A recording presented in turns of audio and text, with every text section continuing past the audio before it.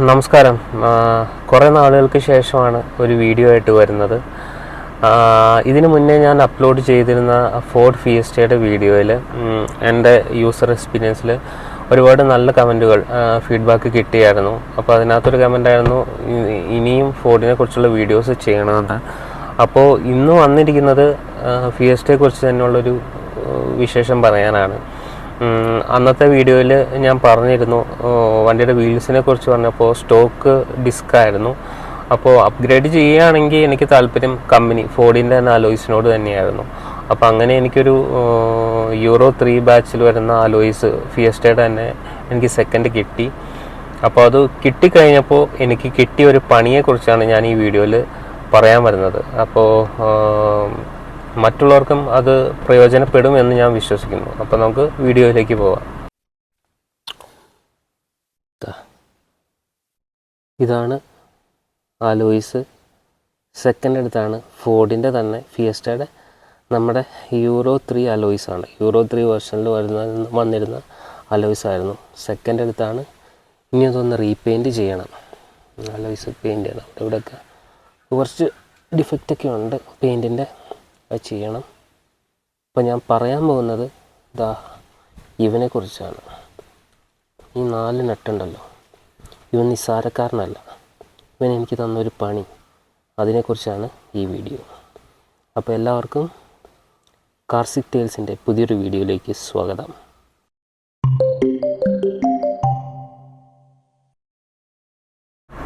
അപ്പോൾ അലോയ്സ് എല്ലാവരും കണ്ടല്ലോ.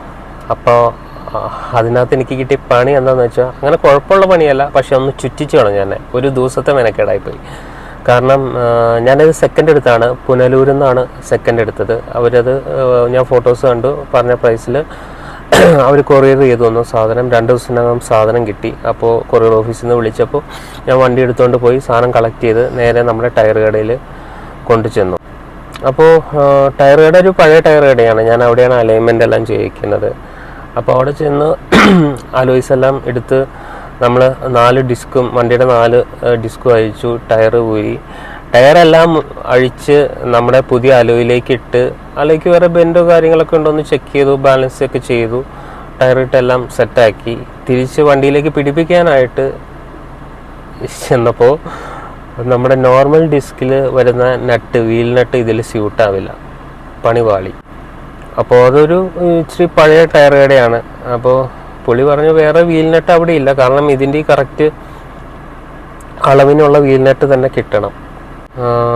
അപ്പോൾ തൊട്ടടുത്തുള്ള സ്പെയർ പാർട്സ് കടയിൽ ചോദിച്ചു കഴിഞ്ഞപ്പോൾ അവിടെ ഇതിൻ്റെ ആയിട്ടില്ല, പക്ഷെ അവിടെ ഒരു ഈ പറഞ്ഞ ഇതൊക്കെ വെച്ചിട്ട് ഒരു 14 എണ്ണം ഇരിക്കുന്നുണ്ട്. 16 എണ്ണം വേണം ഇതിന് ശരിക്കും വീൽ നട്ട്, കാരണം ഒരു വീലിനും 4 എണ്ണം വെച്ച് 14 ഇരിക്കണ്ടോ. ഓക്കെ, എന്നാൽ വാങ്ങിച്ചുകൊണ്ട് വരാം, ഒന്ന് ഇട്ട് നോക്കാമെന്ന് ഓർത്തു. അപ്പോൾ അവിടെ പോയി വാങ്ങിച്ചുകൊണ്ട് വന്നു. സംഗതി ഇട്ട് നോക്കിയപ്പോൾ കറക്റ്റാണ്, ടൈറ്റായി കഴിഞ്ഞ് 4 വീലും അലോയ് ഡിസ്ക് എല്ലാം ഇട്ട് സെറ്റാക്കി പൈസയും കൊടുത്ത് ഞാൻ തിരിച്ച് വണ്ടിയും കൊണ്ട് തിരിച്ചു പോകുമ്പോൾ ഒരു 1 കിലോമീറ്റർ കഴിഞ്ഞപ്പോഴത്തേക്കും ടക്ക് ടക്ക് ടക്ക് സൗണ്ടും ഒരു മൂളക്കം, ഒരു ഹമ്മിങ് പോലെ സൗണ്ടൊക്കെ കേട്ടു തുടങ്ങി. അപ്പോൾ എനിക്ക് മനസ്സിലായി ഇതുമായിട്ട് റിലേറ്റഡ് ആണ്. അപ്പോൾ ഞാൻ ടയർ കടയിലെ ചേട്ടനെ വിളിച്ച് പറഞ്ഞപ്പോൾ പറഞ്ഞു, അത് എന്നാൽ നീ ഒന്നും നോക്കണ്ട, പയ്യെ ഓടിച്ച് സൂക്ഷിച്ച് തിരിച്ച് കൊണ്ടുവന്നേക്കാൻ പറഞ്ഞു. അങ്ങനെ പയ്യെ കൊണ്ടുവന്നുള്ള ദൈവങ്ങളൊക്കെ വിളിച്ച് പയ്യെ കൊണ്ടുപോയി കടയിൽ ചെന്ന് കഴിഞ്ഞപ്പോൾ ഇത് ലൂസായി. അതായത് നമ്മൾ അന്നേരം ടൈറ്റ് ചെയ്ത വീൽ നട്ടെല്ലാം ലൂസായി. അപ്പോൾ പുള്ളി പറഞ്ഞു ഇതിൻ്റെ കറക്റ്റ് നട്ടല്ലാത്തത് കൊണ്ടാണ്, അപ്പോൾ ഇത് ഫോർഡിൻ്റെ തന്നെ സാധനം വേണം എന്ന് പറഞ്ഞു. അപ്പോൾ തൊട്ടടുത്ത് കരളി ഫോർഡ് മൂവാറ്റുപുഴയാണ്. അവിടെ വിളിച്ചു കഴിഞ്ഞപ്പോൾ 5 എണ്ണം സ്റ്റോക്കുള്ളൂ. പിന്നെ പാലാരിവട്ടത്ത് സ്റ്റോക്ക് ഉണ്ടെന്ന് പറഞ്ഞു. പക്ഷേ വീണ്ടും നമ്മൾ ഇത് ഡിസ്ക്, നോർമൽ ഡിസ്കിലേക്ക് ടയർ ഊരി നിറച്ച് വണ്ടിയും കൊണ്ട് പോകാനൊക്കെ ഡിലേ ആണ്. കാരണം ഓൾറെഡി കുറേ ടൈം, എനിക്ക് തോന്നുന്നത് 2 മണിക്കൂർ അടുത്ത് പോയിരുന്നു നമ്മൾ ഈ വീൽ നട്ട് അന്വേഷിച്ച് 14 എണ്ണം മേടിച്ച് തിരിച്ചു വന്ന് ഇതൊക്കെ സെറ്റ് ചെയ്ത് കഴിഞ്ഞപ്പോഴത്തേക്കും. അപ്പോൾ വീണ്ടും പിന്നെ ഞാൻ തിരിച്ചു പോയി, പിന്നെ സൗണ്ട് കേട്ടിട്ട് തിരിച്ചു വന്നു, ഒക്കെ ടൈം ഡിലേ ആണ്. അപ്പോഴേക്കും എനിക്ക് തോന്നുന്നു ഒരു 3 മണി 3:15 ആയി. അപ്പോൾ ഞാൻ വണ്ടി സർവീസ് ചെയ്യാറുള്ളത് മലയാളം ഫോർഡ് നെട്ടൂരാണ്. അപ്പോൾ മലയാളം ഫോർഡ് നെട്ടൂരിൽ നമ്മുടെ അനീഷേട്ടൻ അസിസ്റ്റൻറ്റ് സർവീസ് മാനേജറാണ്. അനീഷേനെ വിളിച്ച് ചോദിച്ചു. അപ്പോൾ നോക്കിയപ്പോൾ സംഗതി സ്റ്റോക്ക് ഉണ്ട്. 16 അവൈലബിൾ ആണെന്ന് പറഞ്ഞു. അപ്പോൾ ഒരെണ്ണത്തിന് MRP വരുന്നത് 295 രൂപയാണ്. അപ്പോൾ അത് 16 വേണം. പിന്നെ എൻ്റെ കൂടെ ഇവനുണ്ട്, പയ്യനുണ്ട്, അവൻ എൻ്റെ കൂടെ പോകുന്നതാണ്. അപ്പോൾ ഒരു ബസ്സിന് പോക്കും പിന്നെ അവിടെ പോയി ആ സമയത്ത് കളക്ട് ചെയ്ത് തിരിച്ചു വരലൊക്കെ ഡിലേ ആണ്. പിന്നെ കൊച്ചിനെ കൊണ്ടുള്ള പോക്കും ബുദ്ധിമുട്ടാണ് ബസ്സിന്. അപ്പോൾ അവിടെ നിന്ന് ഒരു ഊബർ വിളിച്ച് നെട്ടൂർ മലയാളം ഫോർഡിൽ പോയി അവിടെ നിന്ന് സാധനം മേടിച്ച് തിരിച്ച് വന്ന് നോക്കി കഴിഞ്ഞപ്പോൾ സംഗതി സെറ്റാണ്. അപ്പം എന്ന് പറഞ്ഞാൽ ഒരു ദിവസം, അതായത് 11 മണിക്ക് പോയിട്ട് ഒരു 6 മണിയായി ഇതെല്ലാം തീർന്ന് വണ്ടിയിൽ ഈ സംഗതി സെറ്റ് ചെയ്ത് കഴിഞ്ഞപ്പോൾ. അപ്പോൾ ഈ അലോയ് മേടിക്കാൻ നേരത്ത് ഞാൻ എൻ്റെ ഫ്രണ്ട് വഴിയാണ് മേടിച്ചത്. അപ്പോൾ അവനോട് ചോദിച്ചു ഇതിൻ്റെ വീൽ നട്ട് ഇത് സെയിം ആയിരിക്കുമോ എന്ന് വെച്ചപ്പോൾ അവന് ഒരു കുഴപ്പമില്ല, സെയിം തന്നെയായിരിക്കും എന്ന് പറഞ്ഞു. അന്നേരം ആ വീൽ നട്ട് കൂടി ഇതിൻ്റെ ഒപ്പം കിട്ടിയാണെന്നെങ്കിൽ എൻ്റെ ഒത്തിരി കാശ് ലാഭിക്കാമായിരുന്നു, സമയം ലാഭിക്കാമായിരുന്നു. അപ്പോൾ എനിക്ക് പറയാനുള്ളത്, നിങ്ങളൊരു അലോയ് സെക്കൻഡ് അലോയ് എടുക്കുമ്പോൾ അതിൻ്റെ വീൽ നട്ടും കൂടി അതിൽ നിന്ന് എടുക്കാൻ ശ്രമിക്കുക. അത് കഴിഞ്ഞ് പഴയതാണെങ്കിൽ പഴയതായിക്കോട്ടെ, കുഴപ്പമില്ല, എന്തെങ്കിലും നിസ്സാര കാശ് കൊടുത്ത് അത് വാങ്ങിക്കുക. അത് കഴിഞ്ഞിട്ട് നിങ്ങൾക്ക് പിന്നെ അത് വണ്ടിയിലേക്ക് ഇടാൻ നേരത്ത് പിന്നെ പുതിയത് അവിടെ അവൈലബിൾ ആണെങ്കിൽ നിങ്ങൾക്ക് അവിടുന്ന് പുതിയത് മേടിച്ചിടാം. അല്ലെങ്കിൽ ഞാൻ ചുറ്റിയതുപോലെ നിങ്ങൾ ചുറ്റിപ്പോവും. കാരണം സെക്കൻഡ് ഹാൻഡ് അലോയ് മേടിക്കുമ്പോൾ നമ്മൾ എപ്പോഴും ശ്രദ്ധിക്കേണ്ട കാര്യമാണ് അതിൻ്റെ വീൽ നട്ട്. ചിലത് വണ്ടിയിൽ സ്യൂട്ടാവില്ല, വണ്ടി കിടക്കുന്നതായിട്ട് സ്യൂട്ടാവില്ല. അപ്പോൾ എപ്പോഴും അത് ശ്രദ്ധിക്കുക. എനിക്ക് പറ്റിയ ഒരു ദിവസത്തെ മെനക്കേടും കുറച്ച് കാശും എനിക്ക് അതിന് വേണ്ടിയിട്ട് ചിലവായി. പക്ഷെ എന്നാലും എൻ്റെ ആഗ്രഹം പോലെ തന്നെ ഒരു കമ്പനി അലോയ് കിട്ടിയപ്പോൾ എനിക്കൊത്തിരി സന്തോഷമായി. അപ്പോൾ അലോയ് എനിക്കൊന്ന് റീപെയിൻറ്റ് ചെയ്യണം, കാരണം കുറച്ച് സ്ക്രാച്ചൊക്കെ ഉണ്ട്. പക്ഷെ ബെൻഡോ കാര്യങ്ങളൊന്നുമില്ല.